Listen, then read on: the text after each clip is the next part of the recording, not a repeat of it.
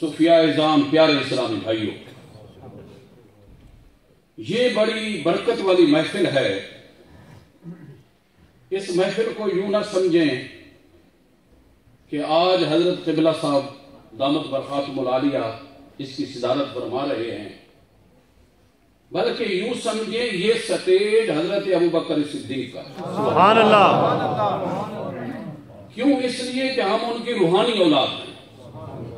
آپ جتنے بیٹھے ہیں، جب ہم کسی شے کے ہاتھ میں ہاتھ دیتے ہیں اس کی روحانی اولاد میں شامل ہو جاتے ہیں. تو جتنے آپ حضرات میرے سامنے جلوہ گر ہیں، ماشاءاللہ آپ سب کے سب حضرت ابوبکر صدیق کی روحانی اولاد ہیں. جہاں بھی روحانی اولاد موجود ہوتی ہے، اللہ والوں کی روح بھی وہاں موجود ہے، سرپرستی فرماتی ہے اس کی. اس محفل کی برکت کے بارے میں ایک بات عرض کر کے پھر میں اپنے موضوع کی طرف آتا ہوں. آپ بڑے خوش نصیب ہیں، یہ ذہن میں رکھیں. اور یہ بات اس لیے بتا رہا ہوں آپ کو، آپ ٹی وی پہ مجھے دیکھتے رہتے ہیں، میں بڑی سچی باتیں کہنے کا عادی ہوں، لیکن جو حقیقت ہے اسے بھی تو بتانا چاہیے. اور یہ بات اس لیے بتا رہا ہوں کہ آپ اللہ کا شکر ادا کیا کریں. کیوں؟ وہ بات یہ ہے کہ اللہ کے قرب کے حصول کے دو طریقے ہیں. پورے قرآن و سنت کا مطالعہ کر کے دیکھیں. یا تو اللہ کا قرب نصیب ہوتا ہے، نوافل پڑھو، عبادت و ریاضت کرو، زندگی گزارو اس میں. اور دوسرا اللہ کے قرب کے حصول کا طریقہ ہے کسی کامل کی نگاہ پڑ جائے. توجہ کریں، کیوں میں آپ کو خوش نصیب کہہ رہا ہوں؟ اس لیے کہہ رہا ہوں عبادت اور ریاضت کے ذریعے سے آہستہ آہستہ اللہ کا قرب نصیب ہوتا ہے. ہو سکتا ہے نہ ہو، جیسے شیطان کا انجام ہوا، لیکن یہ یقین رکھ لیں جب کسی اللہ والے کی نظر پڑتی ہے 1 منٹ میں اللہ کا قرب نصیب ہوتا ہے. اللہ والوں کی نظر کا جو تیر ہے وہ کبھی ضائع نہیں ہوتا. تو اس لیے تو ہم صوفیاء کرام کے پیچھے لگے رہتے ہیں. تو آپ کہیں کہ آئیے حضرات، کیونکہ لوگ پھر اعتراض کرتے ہیں کہ یہ اپنے مشائخ کی تعریف کرتے رہتے ہیں، ان کے پیچھے بھاگتے رہتے ہیں، نہیں قرآن کا فکر نہ حدیث کا فکر. اس طرح کی باتیں بھی ہمارے بارے میں کر دیتے ہیں. آئیے ذرا قرآن کا سہارا لے لیں. ایمان سے بتائیں، قرآن سے بھی کچھ زیادہ سچی بات کہہ سکتا ہے؟ بولو نہیں. وَتَمَّتْ كَلِمَةُ رَبِّكَ صِدْقًا وَعَدْلًا. میرے اللہ نے جو بات بیان فرمائی ہے وہ حق اور سچ ہے. یہ ہمارا ایمان ہے یا نہیں؟ بلند آواز سے بولیں، یہ ہمارا ایمان ہے. قرآن یہ کہتا ہے کہ فرعون کے جادوگر آئے تھے جناب موسیٰ کلیم اللہ علیہ السلام کے ساتھ مقابلہ کرنے کے لیے. تو انہوں نے جناب موسیٰ کلیم اللہ علیہ السلام کا ادب کیا.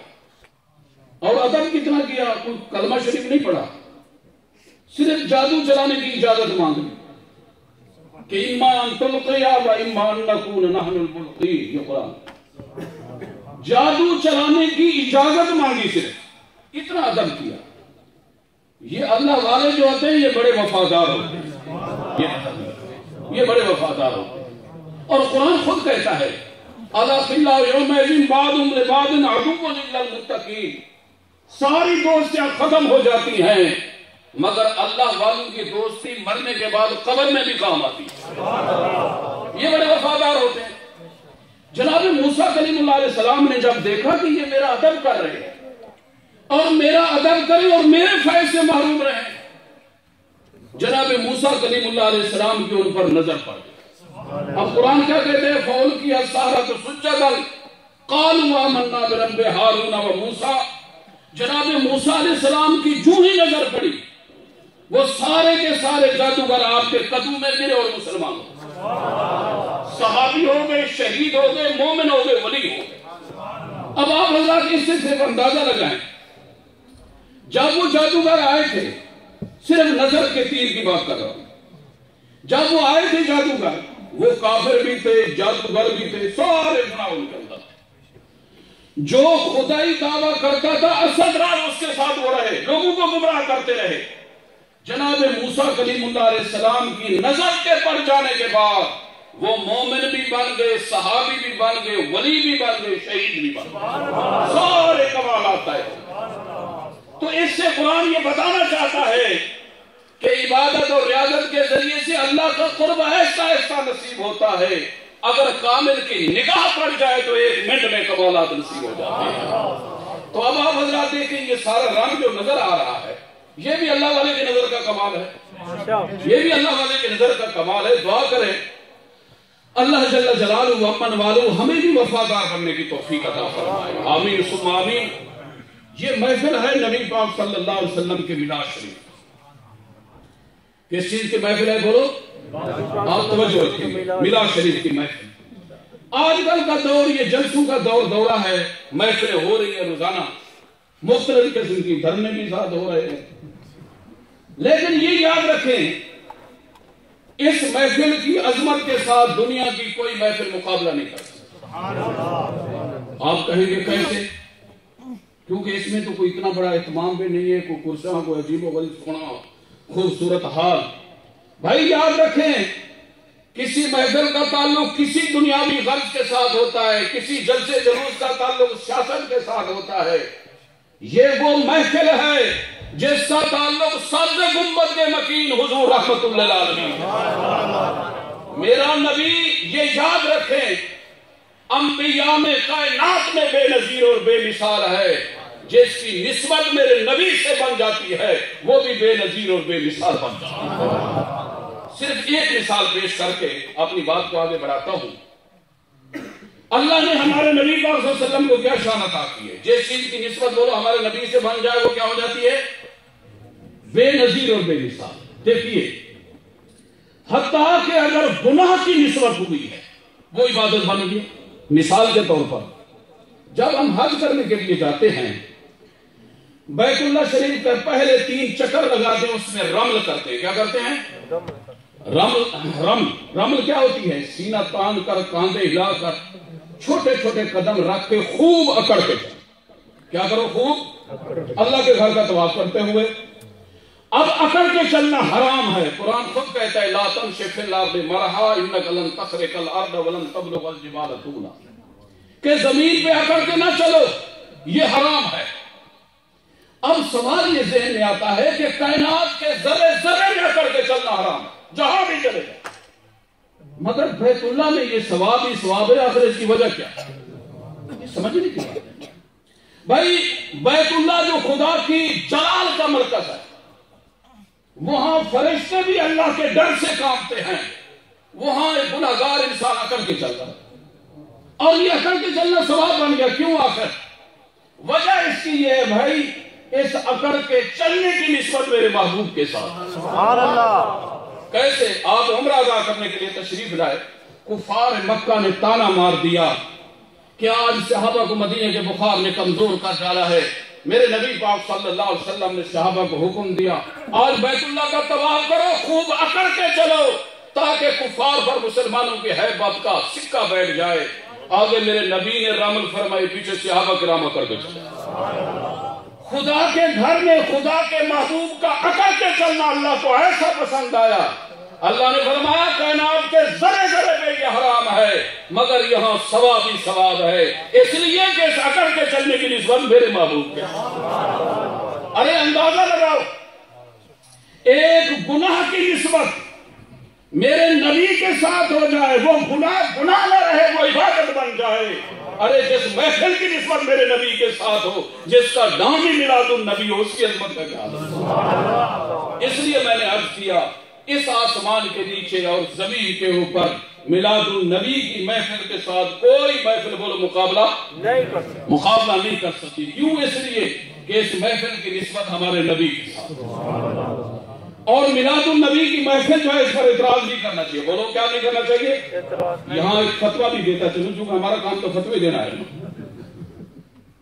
تو وہ کیا ہے؟ آپ یقین رکھیں، جو شخص، یہ بات اس لیے بتا رہا ہوں اپنے ایمان کو بچانے کے لیے، ہم سب کا ایمان بچ جائے۔ میلاد النبی کی محفل کو جو ناجائز بدعت کہتا ہے، بدعت سیئہ کہتا ہے، یاد رکھو وہ دائرہ اسلام سے خارج ہو جاتا ہے۔ کیوں؟ میلاد النبی صلی اللہ علیہ وسلم کی محفل میں ہوتا کیا ہے بتائیں آپ؟ نبی پاک صلی اللہ علیہ وسلم کی تعریف ہوتی ہے، آپ کی عظمت بیان ہوتی ہے، اور کیا ہوتا ہے؟ آپ کی عظمت بیان ہوتی ہے. اللہ کے بندے جو یہ کہے کہ نبی پاک صلی اللہ علیہ وسلم کی عظمت کو بیان کرنا یہ حرام اور گناہ ہے، یہ توہین مصطفیٰ ہے. توہین مصطفیٰ کرنے والا انسان دائرہ اسلام سے خارج ہے. اس لیے اس محفل کا خوب چرچا کریں تاکہ ہمارا ایمان محفوظ ہو جائے. اور ایک یاد رکھیں کہ ہمارے پیارے پیغمبر صلی اللہ علیہ وسلم بڑی اہم بات آپ کو بتا رہے ہیں، صرف نظریاتی شخصیت نہیں تھے بلکہ نظریاتی ہونے کے ساتھ ساتھ آپ عملی شخصیت تھے. کیا تھے بولو؟ میراث والے کی سیرت بھی سنے ذرا. آپ صرف نظریاتی شخصیت بلکہ نظریاتی شخصیت ہونے کے ساتھ ساتھ آپ کیا تھے بولو؟ عملی شخصیت. کیا مطلب؟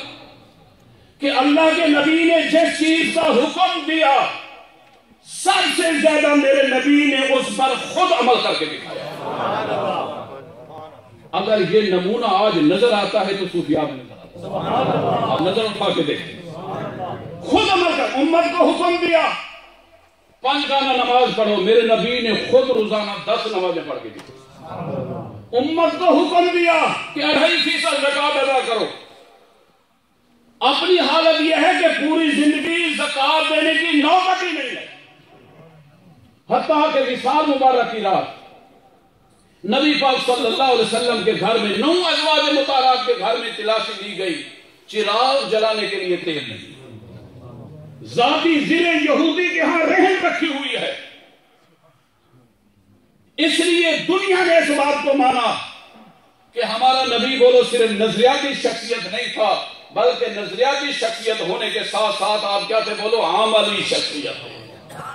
یہی وجہ ہے کہ رسول پاک صلی اللہ علیہ وسلم جہاں رہتے تھے، آپ یاد رکھنا آپ کے سارے دوست نہیں تھے بلکہ دوستوں کے ساتھ ساتھ دشمن بھی آپ کے ساتھ دشمن بھی رہتے تھے. اللہ گواہ ہے، پوری زندگی کا آپ کا مطالعہ کر کے دیکھیں، ارے دشمنوں کو بھی نبی پاک صلی اللہ علیہ وسلم کی ذات پہ سچا الزام تو جھوٹ کی دور کی بات ہے، جھوٹا الزام لگانے کی بھی دشمنوں کو نبی پاک صلی اللہ علیہ وسلم پہ جرت نہیں ہو. یہ ہمارے نبی کی شان. کیا ہوا ہے بولو؟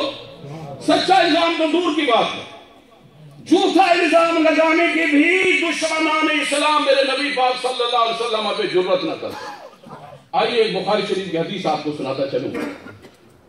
بخاری شریف کے پہلے صفحے میں یہ حدیث موجود ہے کہ ابو سفیان ابھی مسلمان نہیں ہوا تھا. مسلمان ہونے سے پہلے ایک وفد کے ہمراہ نبی پاک صلی اللہ علیہ وسلم سے ملتا اور نبی پاک صلی اللہ علیہ وسلم پر بڑے سے اعتراضات کیے. اعتراضات کے بعد یہ سفر پہ چلا گیا، قیصر روم سے جا کے ملا. حدیث جب قیصر روم سے ملتا ہے، قیصر روم یہ کہنے لگا کہ جس شخصیت کا اتنا بڑا چرچا ہے یہ بتاؤ تم میں سے اس کے زیادہ قریب کون شخص ہے؟ سب نے اشارہ کیا ابو سفیان کی. قیصر روم نے ابو سفیان کو بلا لیا تو کہنے لگا یہ بتائیے محمد جس کا اتنا بڑا چرچا ہے یہ کیسی شخصیت ہے؟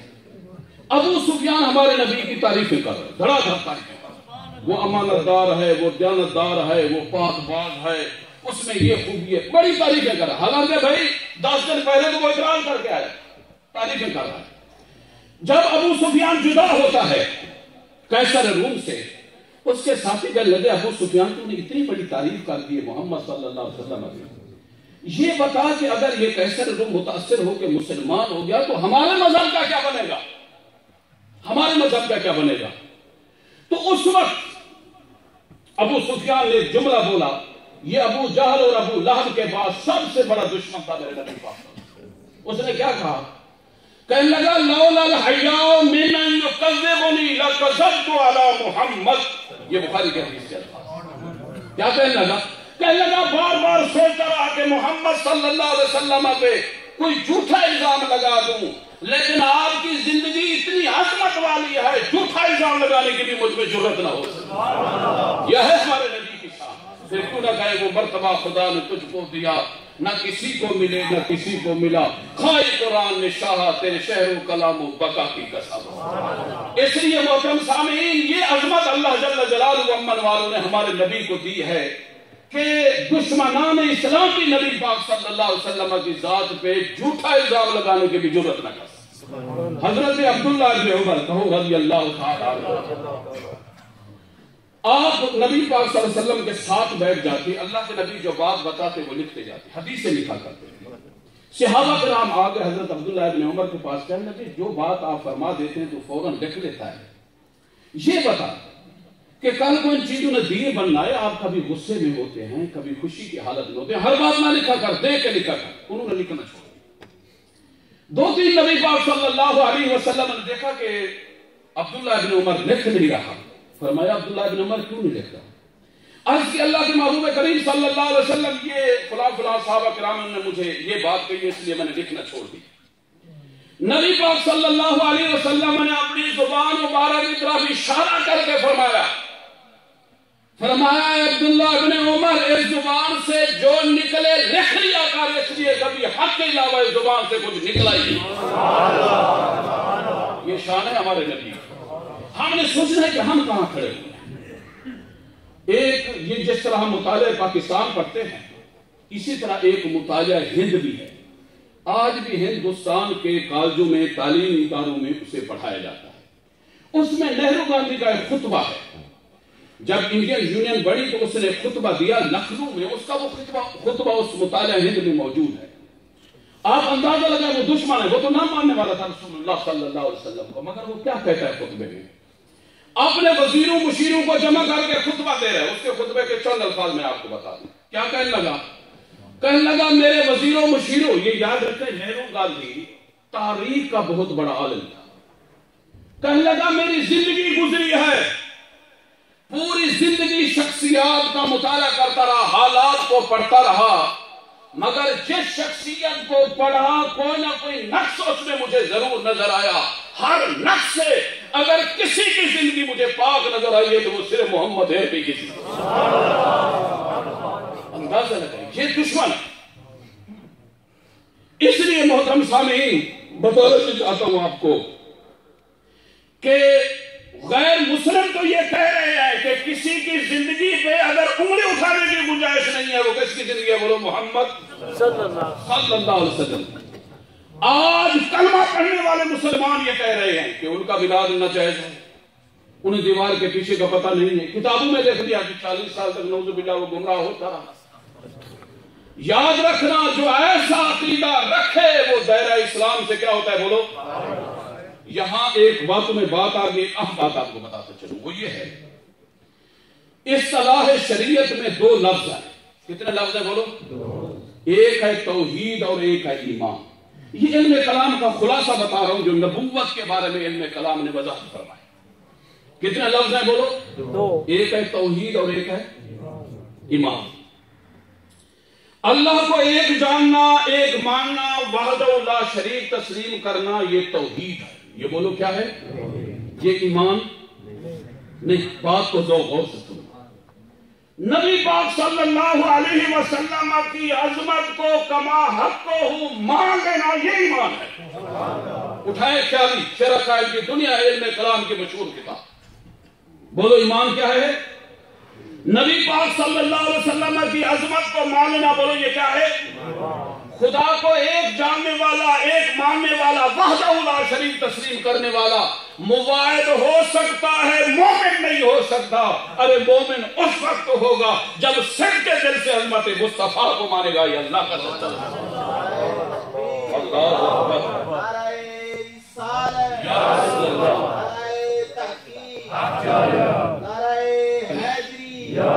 نبی پاک صلی اللہ علیہ وسلم کے عاشق بیٹھے ہوئے ہیں، یہ بات یاد رکھیں، صرف توحید کی بغیر ایمان کے اللہ کی بارگاہ میں کوئی قیمت نہیں ہے۔ بولو صرف توحید کی بغیر ایمان کے اللہ کی بارگاہ میں بولو کوئی قیمت نہیں ہے، کوئی قیمت نہیں ہے۔ اس بارے میں صرف چھوٹی سی 3 دلیل آپ کے سامنے پیش کر دیتا ہوں تاکہ اس بات کا جواب آ جائے۔ آج کل کے دور میں لوگ ہمارے اوپر یہ بھی اعتراض کرتے ہیں، یہ جو سنی ہیں یہ ہر وقت نبی پاک صلی اللہ علیہ وسلم کی تعریف کرتے ہیں۔ یہ اللہ جل جلالہ محمد والہ کی جو صفات ہیں ذات ہے اس کے بارے میں یہ کم بیان کرتے ہیں، یہ ہمارے اوپر اعتراض کرتے ہیں یا نہیں؟ اور دلیل کیا دیتے ہیں کہ کبھی کسی سنی نے اللہ جل جلالہ کانفرنس بنائی ہے؟ ایمان سے بتائیں آپ نے کبھی منائی ہے؟ اتنی محفلیں آپ کرتے ہیں، نہیں مننے گا تو اس کا جواب آ جائے گا تاکہ ہم پھنس نہ جائیں۔ تو بات یہ سنو، صرف اللہ کو ماننے والا موحد ہو سکتا ہے مومن؟ مومن کب ہوگا؟ جب عظمت مصطفیٰ کو مانے گا، اور جو توحید کو مانتا ہے نبی کی عظمت کو نہیں مانتا، ایسی توحید کی بولو اللہ کی بارگاہ میں کوئی قیمت نہیں۔ صرف چھوٹی سی تین دلیل آپ کے سامنے پیش کرو۔ پہلی دلیل سنیں، شیطان اللہ تعالیٰ کی ذات و صفات، حشر و نشر، جنت و دوزخ، بلکہ آمنت باللہ و ملائکتہ کے ارکان کا موت کے تھا یا نہیں مانتا؟ اس سے کوئی بڑا موحد ہو سکتا ہے یا اس سے کوئی بڑا عابد ہو سکتا ہے؟ انبیاء علیہ السلام کے علاوہ زمین کے چپا چپا پر اس نے سجدے کیے، ہزاروں سال رکوع میں رہا، ہزاروں سال سجدے میں رہا، اس سے صرف ایک غلطی ہوئی، جناب آدم علیہ السلام کی اس نے عزت لی، یہی اس کے اندر۔ آدم علیہ السلام کو سجدہ کرنے سے انکار کیا، اللہ تعالیٰ نے اس کو اپنے دربار سے فرمایا فخرج فإن علیک لعنتی الی یوم الدین، نکل جا، قیامت تک تیرے اوپر میری لعنت پڑتی ہے۔ اب سمجھنا یہ ہے، شیطان کو دیکھیں کہ اللہ تعالیٰ سے وہ باتیں کر رہا ہے، دیکھتا اللہ تعالیٰ سے باتیں کرتا تھا، جنت دوزخ کی اس نے سیر کی تھی، تمام ایمانیات پر ایمان رکھتا تھا، صرف نبی کی عظمت کو نہیں مانتا تھا، اللہ نے اس کو اپنے دربار سے نکال دیا۔ پتہ چلا صرف توحید کی بغیر ایمان کے اللہ کی بارگاہ میں کوئی قیمت نہیں ہے۔ یہاں ایک سوال بھی ہو جائے کہ اللہ تعالیٰ تو جانتا تھا، چلو نبی کا علم غیب کچھ لوگ نہیں مانتے، اللہ تعالیٰ تو علم غیب سارے مانتے ہیں۔ اللہ تعالیٰ جانتا تھا کہ اس نے مردود بننا ہے یا نہیں جانتا تھا؟ ایمان سے بولے جانتا تھا۔ جب وہ جانتا تھا تو اس نے اسے استاد الملائکہ کا اتنا بڑا اعلیٰ درجے کا عابد کیوں بنا دیا؟ جب وہ جانتا تھا اس کا حشر یہ ہونا ہے، اے اللہ پھر تو اسے باتیں کیوں کر رہا ہے؟ اللہ سے کلام کا ہم شرط کلام کرنا یہ بہت بڑا شرف ہے، عزت ہے۔ جب وہ جانتا تھا اس کا انجام یہ ہونا ہے تو اس نے اسے اتنا بڑی پہلے عزت کیوں دی؟ میرے رب کے ہر کام میں حکمت ہوتی ہے۔ کیا ہوتی ہے بولو؟ وہ بتانا چاہتا ہے قیامت تک آنے والے ہر صوفی، ہر زاہد، ہر عابد، ہر عالم، ہر مفتی کو وہ بتانا چاہتا ہے کہ دربار نبوت ایسی نازک ہے، یہاں کی بے ادبی کرنے والے ایسے ہو جاتے ہیں۔ ادب گاہ زیر آسماں از عرش نازک تر، نفس گم کردہ میں آیا جنید و با جنی دی جا۔ دوسری دلیل سنیں کہ صرف توحید کی بغیر ایمان کے بولو اللہ کی بارگاہ میں کوئی قیمت نہیں ہے۔ دوسری دلیل سنیں، پورا قرآن پڑھ کے دیکھیں کہ اللہ تعالیٰ نے ہمارا نام حاجی، غازی، نمازی، موحد نہیں رکھا، اللہ نے ہمارا نام کیا رکھا ہے بولو؟ مومن۔ یا ایھا الذین آمنوا سے پکارا ہے نا، کہیں یہ کہا ہے حاجی ہو، نمازی ہو، موحد ہو، کہیں کہا ہے قرآن نہیں کہا۔ کیوں؟ یا ایھا الذین آمنوا، ایمان کے لقب سے سرفراز فرما کے وہ پکار رہا ہے۔ کیوں؟ وہ بتا رہا ہے کہ دنیا میں موحد بن کے نہ رہنا، مومن بن کے رہنا۔ سبحان اللہ۔ آج کل کے دور میں ایسے لوگ بھی ہیں جو اپنے آپ کو موحد کہلانے پر فخر کرتے ہیں، انہیں نصیحت حاصل کرنے۔ وہ بتانا چاہتا ہے کہ موحد بن کے نہ رہنا، عظمت مصطفیٰ کو ماننے والا مومن بن کے رہنا۔ دیکھو بھائی، آسا موسوی اس وقت اپنا کمال دکھلائے گا جب جناب موسیٰ کلیم اللہ علیہ السلام کے ہاتھ میں ہو۔ اگر وہ آپ کو مجھے کوئی پکڑا دے وہ کوئی کمال دکھلائے گا؟ دکھلائے گا بھائی؟ نہیں دکھلائے گا۔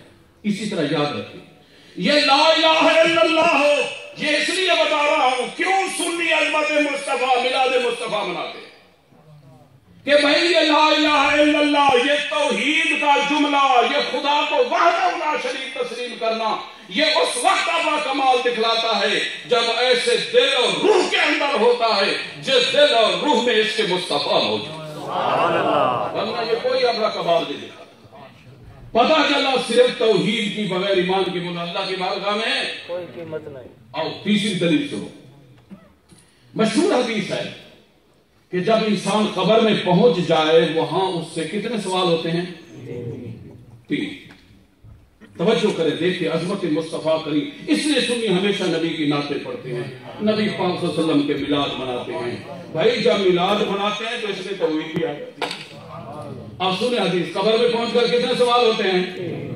پہلا سوال ہوتا ہے مر ربو کا ہے، قبر میں آنے والے بتا تیرا رب کون ہے، یہ سوال ہوتا ہے. تو قبر میں پہنچنے والا انسان جواب دیتا ہے ربی اللہ، میرا رب اللہ ہے. اس نے اللہ کی وحدانیت کو مان لیا یا نہیں مان؟ لیکن ایمان سے بتائے قبر کے امتحان میں کامیاب ہو گیا؟ نہیں. ابھی امتحان کیا ہے بولو؟ دوسرا سوال ہوتا ہے ماں دین کا ہے، قبر میں آنے والے بتا تیرا دین کیا ہے؟ کہتا ہے دین الاسلام، دین میرا دین اسلام ہے، میں بخاری کو، مسلم کو، سیاست کو، قرآن کو، سب کو مانتا ہوں. امتحان کے اندر کامیاب ہوا ہے؟ بھائی سارے دین کو مان بیٹھا، کامیاب نہیں ہوا. ابھی امتحان چل گیا. آخر میں تیسرا سوال ہے، کیا؟ بڑا پیارا سوال کہ ما کنت تقول فی حق ھذا الرجل، یہ جو سامنے اللہ کا محبوب نظر آ رہا ہے اس کے بارے میں دنیا میں کیا عقیدہ رکھتا تھا؟ یہ آخری سوال ہے. یہ یاد رکھنا، کنت تقول، جب قول کا لفظ ہے یہ عقیدے کے متعلق ہوتا ہے. کیا مطلب ہے اس کا کہ کیا عقیدہ رکھتا تھا؟ اگر اس نے یہ کہہ دیا کہ میں تو اسے یہ مانتا تھا، وہ نعوذ باللہ 40 سال کا گمراہ ہوتا رہا، ہو جائے گا کیا نکالے؟ ارے اگر خواجہ محمد اسلم صاحب رحمت اللہ تعالی علیہ جیسا جو عاشق رسول ہوتا ہے، جب قبر میں جاتا ہے وہ وقت میں آ کے کہتا ہے فرشتوں یہ اللہ کے محبوب اور میرے سچے رسول ہیں. اللہ اکبر یا رسول اللہ. اور کامیاب ہوا ہے. اب اس حدیث کو سنانے کا مقصد کیا، اسے سمجھیں. صرف توحید کا ماننا کافی ہوتا، قبر میں پہنچنے والا انسان پہلے سوال پر کامیاب ہو جاتا. صرف دین کا ماننا کافی ہوتا، دوسرے سوال پر کامیاب ہو جاتا. معلوم ہوا اس وقت تک چھٹکارا نہیں ہو سکتا جب تک محمد عربی کے غلام نہیں بنو. آئیے سیدنا جناب علی المرتضی رضی اللہ تعالی عنہ کا ایک ارشاد گرامی سنو. ایمان سے بتائیں علی سے بھی زیادہ کسی نے دین کو سمجھا ہے؟ بولیں. وہ اللہ کے بندے جناب علی المرتضی نے میرے نبی سے دین کو سیکھا. ان کی زبان میں قرآن نازل ہوا ہے. وہ کیا فرماتے ہیں؟ فرماتے ہیں فل یخرج من ذل معصیت رسول الى عز طاعت رسول. فرماتے ہیں انسان اگر عزت والی زندگی چاہتا ہے دنیا اور آخرت میں، صرف ایک کام کر، غلام رسول بن جا، اللہ تجھے دنیا میں بھی عزت دے گا، آخرت میں بھی. آئیے یہاں ایک بات بتا. قرآن نے معیار ایمان کو بیان کیا. معیار جانتے ہیں یعنی کسوٹی کیا ہوتی ہے؟ وہ یہ سونا ہوتا ہے نا، کھرا کھوٹا سونا، اس سے پہچانا جاتا ہے. قرآن نے ایمان کی کسوٹی بیان کی. ایمان کی فرمایا اس پر رکھو، پتہ چل جائے گا کہ تم ایماندار ہو یا نہیں. توجہ کریں کیا بیان کیا. احب الیکم من اللہ ورسولہ وجہاد فی سبیلہ. بڑا اہم نقطہ آپ کے سامنے بیان کرا. کیا فرمایا؟ 3 چیزوں کا پیار غالب آنا چاہیے، اللہ کا پیار، رسول اللہ کا پیار اور اسلام کا پیار. کتنی چیزوں کا پیار بولو؟ توجہ کریں، عظمت رسول دیکھیں. اللہ کا پیار، رسول اللہ صلی اللہ علیہ وسلم کا پیار اور اسلام کا پیار. دنیا کے سارے پیاروں پر کیا آ جائے بولو؟ غالب آ جائے تو تم کیا ہو؟ ایماندار. اگر یہ غالب نہ آئے تو تم ایماندار نہیں ہو سکتے، منافقانہ کلمہ پڑھ رہے. اب توجہ کرو، بات کیا سمجھانا چاہتا ہوں وہ یہ ہے، ان 3 پیاروں میں اگر غور کیا جائے تو اصلی پیار میرے نبی کا ہے. وہ کیسے ہیں؟ توجہ کرے دیکھیں. سنیے اس لیے یا رسول اللہ گھر وقت نعرے لگاتے ہیں. کیسے؟ اللہ سے پیار کرنے والا دائرہ اسلام سے خارج ہو سکتا ہے. بولو بھائی، آج کتنے مذہب ہیں؟ یہودی اللہ سے پیار کرتے ہیں، عیسائی اللہ سے پیار کرتے ہیں، سکھ اللہ سے پیار کرتے ہیں، ہندو اللہ سے پیار کرتے ہیں. کیا وہ مومن ہے؟ نہیں. اللہ سے پیار کرنے والا بولو کافر ہو سکتا ہے. تو موبائل چلانے والوں کو بھی سوچنا چاہیے. دین سے پیار کرنے والا، عمل کرنے والا کافر ہو سکتا ہے. کیسے؟ منافقوں کو دیکھو، وہ دین سے پیار کرتے تھے، نماز پڑھ رہے ہیں، حج کر رہے ہیں، زکات دے رہے ہیں اور مسلمانوں سے زیادہ شکار. لیکن یہ یقین رکھو میرے نبی سے پیار کرنے والا انسان کبھی کافر نہیں ہو سکتا. سبحان اللہ. نبی سے پیار کرنے والا انسان کبھی کافر نہیں ہو سکتا. قرآن بھی اسی بات کی طرف اشارہ کر رہا ہے. کیا کہتا ہے قرآن؟ ذرا توجہ کریں. اللہ کرے جو میرے نبی پاک صلی اللہ علیہ وسلم پہ اعتراض کرتے ہیں انہیں قرآن سمجھ میں آ جائے. قرآن کیا کہتا ہے؟ من یطع الرسول فقد اطاع اللہ. یہ کیا ہے؟ بولو کہہ دو سبحان اللہ. یہ کیا ہے اللہ کا؟ یہ کیا کہہ رہا ہے؟ جو رسول کا غلام وہ اللہ کا فرما بردار. یہ کیا ہے؟ بولو. یہ قرآن ہے. اللہ پاک نے یہ نہیں فرمایا جو اللہ کا فرما بردار وہ رسول کا فرما بردار. یہ نہیں کہا قرآن. کیا کہا ہے قرآن نے؟ نقطے کو سمجھا. جو رسول کا فرما بردار وہ اللہ کا فرما بردار. کیوں ایسا کیا؟ میرا رب عالم الغیب و شہادت ہے، علیم بذات الصدور ہے. وہ یہ جانتا ہے، یقیناً جانتا ہے مجھ سے پیار کرنے والا کافر ہو سکتا ہے، اس رسول سے پیار کرنے والا کبھی دائرہ اسلام سے خارج نہیں ہو سکتا. سبحان اللہ. اعلیٰ حضرت امام اہل سنت مجدد دین و ملت شاہ احمد رضا خان علیہ رحمت نے اپنے اشعار میں کسی کی تصویر بھیجی. آپ کیا فرماتے ہیں سنیں. یہ ہے عاشقوں کا عقیدہ. مولا علی نے واری تیری نیند پر نماز، وہ بھی اثر سب سے جو اعلیٰ خطر کی ہے. صدیق غار میں جان اس پہ دے چکے اور حفظ جاں تو جاں فروز غرر کی ہے. ہاں تو نے ان کو جاں اور پھیر دی انہیں نماز، مگر وہ تو کر چکے تھے جو کرنی بشر کی ہے. ثابت ہوا جملہ فرائض فرو ہیں، اصل الاصول بندگی یہ ساجور کی ہے. توجہ کریں کیسا پیارا عقیدہ ہے. یہ عقیدہ ہے. فرماتے ہیں نماز کا پڑھنا فرض ہے. نہیں یہ فرض بولو فرض ہے، مگر جناب علی المرتضیٰ رضی اللہ تعالیٰ عنہ نے مقام صحابہ پہ نماز اثر کو میری نبی کی نیند پہ قربان کر. ارے صحابہ نے ان پر تو فتویٰ نہیں لگایا کہ خدا کے فرض کو علی تو نے چھوڑ دیا. یہ کیا کر دیا؟ لگایا کہ بھائی اس وقت تو وحی کا سلسلہ بھی جاری تھا. جبریل آ جاتا، اے محبوب یہ کیا بدعت نعوذ باللہ شروع ہو گئی. نماز چلی گئی اور علی آپ کی نیند کا خیال تھا. نہیں. جان کا بچانا بولو فرض ہے، خودکشی بولو کیا ہے؟ حرام ہے. مگر قربان جاؤ جناب صدیق اکبر رضی اللہ تعالیٰ عنہ کی روحانی اولاد سنے. جناب ابوبکر صدیق اپنے پاؤں کو سانپ کے منہ میں دے کے بیٹھے ہوئے نہیں بیٹھا. اور دیکھو اللہ کے فرض کو چھوڑ کے بیٹھے ہوئے. اب سمجھنی ہے یہ بات بھائی. یہ عقیدہ اہل سنت ہے، یہ ہمارے صوفیاء کا عقیدہ ہے. اسی عقیدے کو یہ سلسلہ پھیلا رہا ہے پورے یورپ اور اسی عقیدے کو پھیلایا جا رہا ہے. بھائی اللہ کے فرض کو جناب علی المرضی نے بھی نبی کی محبت میں چھوڑ دیا، جناب صدیق اکبر نے بھی چھوڑ دیا. اللہ کی طرف سے کوئی کتاب آیا ایمان سے بتا نہیں ہے. اس وقت تو بھائی کا سلسلہ جاری تھا. بلکہ جنہوں نے نبی کی محبت میں خدا کے فرضوں کو چھوڑا، ارے انہیں انعامات سے نوازا. کیسے نوازا گیا؟ جناب علی المرضی کے لیے میرے نبی نے دعا، اے اللہ کان علی، یہ دعا ہے نہیں شرح بخاری میں موجود ہے، کان علی فی طاعت اللہ و طاعت رسولہ، اے اللہ علی کو تیرے نبی سے پیار کر رہا تھا، اس کی نماز کیوں قضا ہو گئی؟ سیدھا سورج واپس ہو رہا. اللہ اکبر. سیدھا سورج واپس. نماز اثر جناب علی المرضی نے ادا کی. اور جان کا بچانا فرض ہے. جناب صدیق اکبر کو بھی انعام سے نوازا جا رہا ہے. میرے نبی نے لب مبارک لگائی ایڑی مبارک میں، فرمایا اور یہ انعام دیا کہ قیامت تک صدیق کے نسل میں سانپ کا زہر اثر نہیں کرے.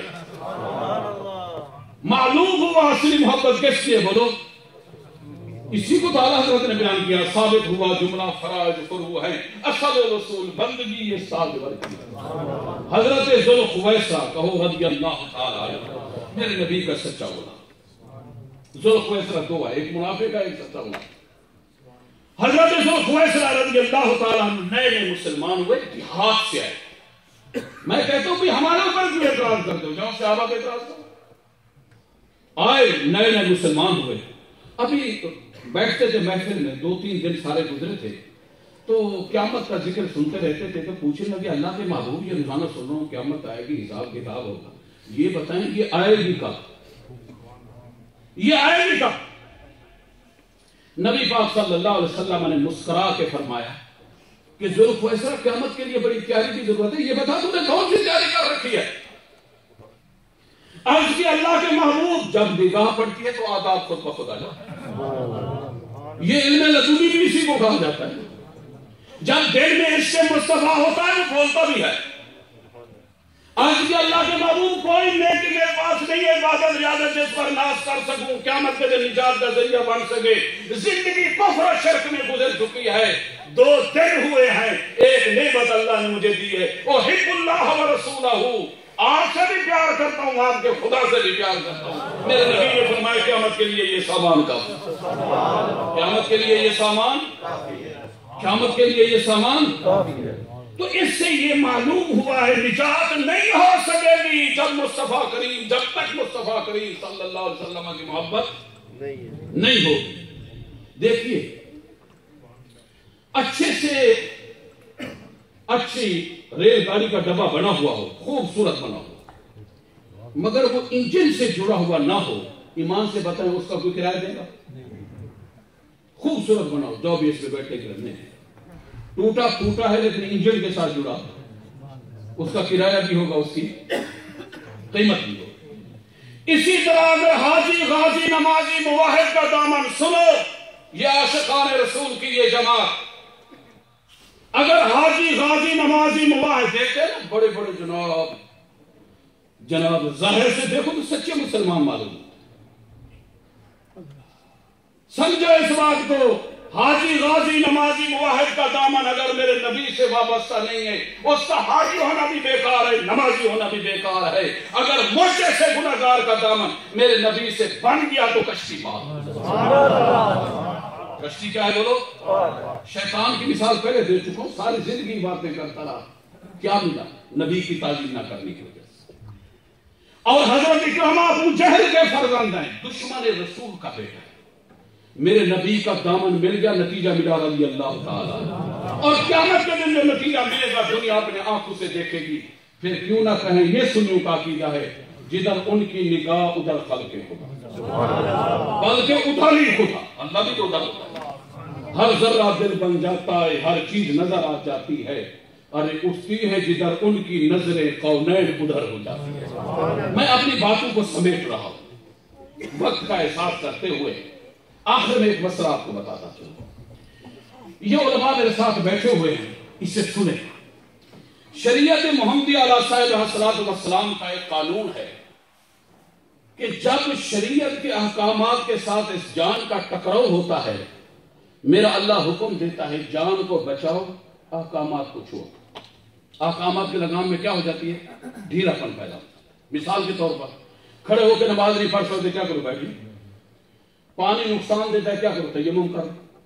کیا کر رہی ہے شریعت جان کو بچا رہی ہے نا کہ احکامات کو چھوڑ دو. لیکن قرآن و سنت کو پڑھ کے دیکھیں یہ میرے اللہ کا حکم ہے. قیامت تک آنے والے مسلمانوں اگر تمہاری جان کا مقابلہ عزت رسول سے ہو جائے سب کچھ قربان کر دو مگر عزت رسول کو بچا دو. سبحان اللہ. کیوں جان جانے والی چیز ہے آج نہیں تو کل چلی جائے گی. لیکن اگر دامن رسول تم نے مضبوطی کے ساتھ پکڑ لیا یہ تمہیں دنیا میں بھی عزت دے گا یہ تمہیں قبر میں بھی عزت دے گا اور میدان محشر میں بھی تمہیں عزت دے گا. دیکھیے اس کائنات کے 4 درجے ہیں. کتنے درجے ہیں؟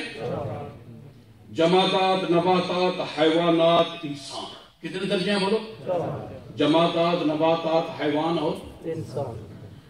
جمادات نباتات پر قربان ہوتے ہیں. زمین کو کیوں الٹ پلٹ کر دیا جاتا ہے؟ کھیت پاٹ کے لیے نا اور کیا مقصد ہوتا ہے. نباتات کس پر قربان ہوتے ہیں؟ حیوانات پر. یہ گھاس وغیرہ کون کھاتے ہیں؟ جانور ہی کھاتے ہیں. اور حیوانات کس پر قربان ہوتے ہیں؟ انسان پر. یہ گائے بھینس ہمیں اپنا گوشت دیتی ہیں دودھ دیتی جاتی ہیں گھوڑوں پر سواری کرتے ہیں گدوں پر سامان اٹھاتے ہیں.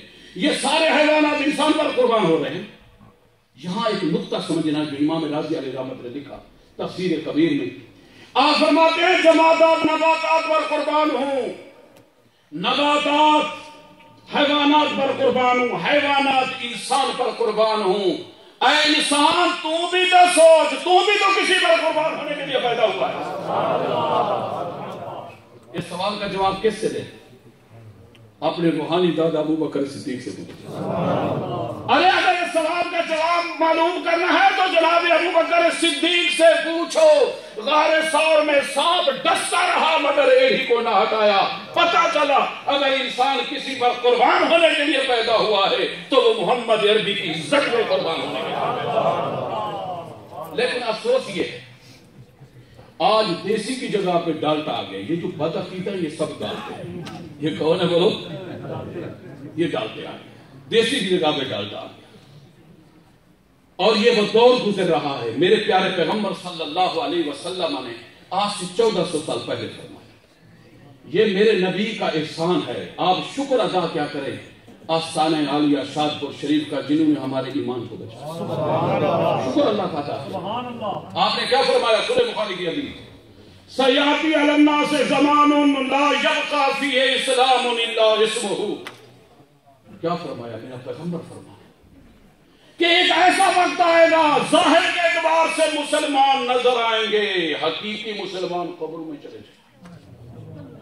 اب دیکھو نجدیت کتنی پھیل گئی ہے. یہ بدعقیدہ پھیل. اسی چیز کو امام غزالی علیہ رحمت نے فرمایا فلسفہ رہ گیا تلقین غزالی نہ رہی. بھائی تلقین غزالی سے ان کا کیا تعلق ہے؟ وہ تو صوفیاء جانے کہ تلقین غزالی کیا ہے نا. فلسفہ رہ گیا تلقین غزالی نہ رہی رہ گئی رسم اذاں روح بلالی نہ رہی. اب میں صحابہ کرام رضوان اللہ علیہم اجمعین کی زندگی کا صرف اس لیے تھوڑی سی سیر کرانا چاہتا ہوں تاکہ پتہ چلے کہ محمد صلی اللہ علیہ وسلم سے کیوں ہم پیار کرتے ہیں. پھر بات کو ختم کریں اور یہ یاد رکھیں کہ اللہ اکبر امام ماننے کا مطلب ہی یہی ہوتا ہے. ماننے کا کیا مطلب ہوتا ہے بولو؟ ماننے والے کی شان یہ ہوتی ہے. ہم نے اللہ کے رسول کو مانا یا نہیں مانا؟ ایمان ماننے والے کی یہ شان ہوتی ہے. یہ صحابہ کی زندگی کو بطور نمونہ اس لیے پیش کرنا چاہتا ہوں کہ ماننے والا سب کچھ قربان کر دیتا ہے مگر محبوب کا دامن نہیں چھوڑتا. محبوب کا دامن. اس لیے سنی ہر جگہ اپنے نبی کے چرچے کرتے ہیں. اور ذرا صحابہ کی زندگی کی سیر کروں آپ کو کہ انہوں نے میرے نبی سے کس طرح پیار کیا, کس طرح دیوانے ہوئے. یہ نظر کا کمال ہے. حضرت حنظلہ کہو رضی اللہ تعالی عنہ نئی شادی ہوئی ہے. کیا ہوئی ہے بولو؟ نئی شادی ہوئی. تفسیریں حدیثیں اٹھا کے دیکھیں, تفسیریں اٹھا کے دیکھیں. تیسری رات ہے شادی کو. کیا ہے؟ آدھی رات کا وقت ہے. یہ دلہن دلہا بستر عروسی پر سوئے ہوئے ہیں, محبت پیار میں مصروف ہے. نکاح ہوا, نبی کی سنت ہے. اچانک اسلام کے اوپر مشکل وقت آ گیا. میرے نبی پاک صلی اللہ علیہ وسلم مدینے کے بازار میں تشریف لائے, خود تشریف لائے رات بھی آدھی رات کو, اور دروازہ کھٹکا کھٹکا کے خود اعلان کر رہے ہیں الرحیل الرحیل الرحیل. اسلام پر مشکل وقت ہے, پہلے نکل کر. حضرت حنظلہ کے کان میں جب میرے نبی کی آواز پہنچی بستر عروسی سے طرف کرو. بستر عروسی سے اپنی گھر والی کو فرمانے لگے سنو سنیو یہ ایمان رکھو. اپنی گھر والی کو فرمانے لگے تیری محبت کے سینکڑوں چراغ میرے وجود کے اندر جل رہے ہیں, لیکن اس وقت میرے کان میں میرے محبوب کی آواز پہنچی. اب یہ بستر عروسی مجھے کانٹوں کی طرح چبھتا ہے. آگے وہ نیک بخت خاتون, وہ بھی عام انسان کی گھر والی تو نہیں تھی, سادی رسول کی گھر والی, درس نبوت میں پڑھنے والی خوش نصیب خاتون.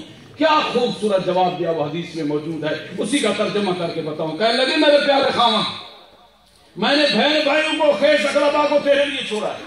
جس گھر کے اندر بڑی ہوئی اس گھر کی محبت کو بھی تیرے نام پر قربان کیا. لیکن اگر محبوب کی آواز پہ لبیک کہنا چاہتا ہے, صرف تو عشق نہیں کرتا, میں بھی تو محبوب سے عشق کرتا ہوں. میں تو خوشی اجازت دیتی ہوں, چلا جا. حضرت حنظلہ جب روانے ہوئے حدیثیں اٹھائیں کہ جب گھر کے دروازے پہ پہنچے تو گھر والے کہا ایک بات سن لے. سوچنے لگے شاید کیا عورت ہے, گھبرا گئی ہے. تو فرمانے لگے کیا کہتی ہے؟ پہلے بھی ایک وعدہ اور کرنا چاہتی ہوں, جہاد میں جا رہے ہیں, اگر شہید ہو گئے نہ دھار کروں گی, نہ فریاد کروں گی, نہ گریہ ازاری کروں گی, بلکہ خوشی مناؤں گی تیری شہادت پر, اور قیامت والے دن ناز کروں گی. لوگوں میں اس شہید کی گھر والی ہوں جو بستر عروسی سے اٹھ کے شہید ہو گیا تھا. مختصر بات, حضرت حنظلہ تشریف لے گئے. یہ حدیث اس لیے سنانا چاہتا ہوں بھئی محبت کرنی ہے تو میرے رسول سے کرو. اللہ دعا ہے ان جیسا وفادار کوئی نہیں. جنگ میں تشریف لے گئے, اللہ نے مسلمانوں کو فتح دی. 70 صحابہ شہید ہو گئے. کتنے صحابہ شہید ہو گئے؟ 70 صحابہ شہید ہو گئے. میرے نبی پاک صلی اللہ علیہ وسلم نے فرمایا ان کی لاشیں جمع کرو. سب کی لاشیں مل گئی, حضرت حنظلہ کی لاش نہیں ملتی. نبی پاک صلی اللہ علیہ وسلم پریشان. یہ تیسرا موقع ہے، حدیثیں اٹھائیں، میرا نبی اتنا رویا جب حنظلہ کی لاش نظر آئی، دامن مبارک تر ہو گیا، فرما رہے میرا نیا دولہا کہاں گیا ہے، میرا پیارا حنظلہ کہاں، بار بار میرا نبی فرما رہا ہے۔ اچانک نظر فرمائی، دور سے لاش نظر آئی، فرمایا جا کے دیکھو یہ کس کی لاش ہے؟ گئے تو حضرت حنظلہ کی لاش ہے، جسم سے پانی بہ رہا، جسم سے پانی بہ رہے۔ صحابہ پریشان ہو گئے، یہاں تو پینے کے لیے پانی نہیں ملتا، اس سے جسم سے کیسے پانی آ گیا؟ میرے نبی صلی اللہ علیہ وسلم نے فرمایا ٹھہر جاؤ، پریشان ہونے کی ضرورت نہیں، اس کی گھر والے کو یہاں میدان جنگ میں بلا۔ حضرت حنظلہ کی گھر والی آ گئی، مشکات کی حدیث کے الفاظ آپ کو سنا رہا ہوں۔ میرے نبی پاک صلی اللہ علیہ وسلم نے فرمایا کان شان، یہ بتا جب یہ جنگ کے اندر گیا تھا اس کی کیا حالت تھی؟ قالت کان جنوبا، یا رسول اللہ صلی اللہ علیہ وسلم اس پر غسل واجب تھا۔ قال رسول اللہ صلی اللہ علیہ وسلم رأیت الملائکۃ تغسلہ، میرے نبی نے فرمایا میں اپنے آنکھوں سے دیکھ رہا ہوں میرے حنظلہ کو اللہ کے فرشتے غسل دے۔ مولا علی قاری علیہ رحمت نے اسی حدیث کے تحت لکھا ہے حوض کوثر سے پانی آ رہا تھا، اللہ کے فرشتے لا رہے تھے اور حنظلہ کو غسل دیا تھا۔ بھائی سوچنا یہ ہے، یہ جو آج آپ نے وقت دیا ہے نا میلاد النبی کے لیے، یہ وقت بڑا قیمتی۔ سوچے حنظلہ نے جب گھر والی کی محبت کو میرے نبی کی محبت پر قربان کیا، یہی مشن ہے اس سلسلہ عالیہ نقشبندیہ مجددیہ سے، یہی مشن کہ جب گھر والی کی محبت کو قربان کیا، غیرت خداوندی نے یہ پسند نہیں کہ اسے عام انسان غسل دے، حکم ہوا فرشتوں تم غسل دے۔ یہ بتا رہا ہے حضرت حنظلہ کا عمل سب کچھ نبی کی محبت میں قربان کرو۔ اس لیے ہم سنی پڑھتے ہیں محمد کی محبت دین حق کی شرط اول ہے، اگر اس میں ہو کچھ خامی تو سب کچھ نامکمل ہے۔ محمد ہے متاع عالم ایجاد سے پیارا، زن و فرزند سے، ماں باپ سے، اولاد سے پیارا۔ آخر میں آپ سب حضرات کا شکر گزار ہوں کہ آپ حضرات نے یہ موقع دیا، خصوصاً حضرت قبلہ پیر صاحب کا، جناب خلیفہ محمد یوسف صاحب کا، صاحبزادہ والا شان، اللہ جل شانہ آپ سب ساتھیوں کو آباد اور شاد رکھے۔ میں ایک بات صرف آپ کے خدمت میں ضرور عرض کروں گا، آج کے بعد حقیقت یہ ہے کہ اللہ پاک نے نبی پاک صلی اللہ علیہ وسلم کی نظر کرم سے اس سلسلے میں اتنی برکت رکھی ہے، اب اس سلسلے کا فیض صرف یورپ اور یوکے تک محدود نہیں، اب دنیا کا کوئی ایسا ذرہ نہیں ہے جہاں اس سلسلے کا فیض نہ پہنچا۔ اب کائنات کے ذرے ذرے میں پہنچا، کائنات کے ذرے ذرے میں۔ اللہ کا شکر ادا کیا کریں، اتنی دور سے چل کر آئے، واپس جا رہے ہیں انشاءاللہ، اس کی قیمت میرے پیارے رسول کریم صلی اللہ علیہ وسلم کی بارگاہ سے ضرور ملے۔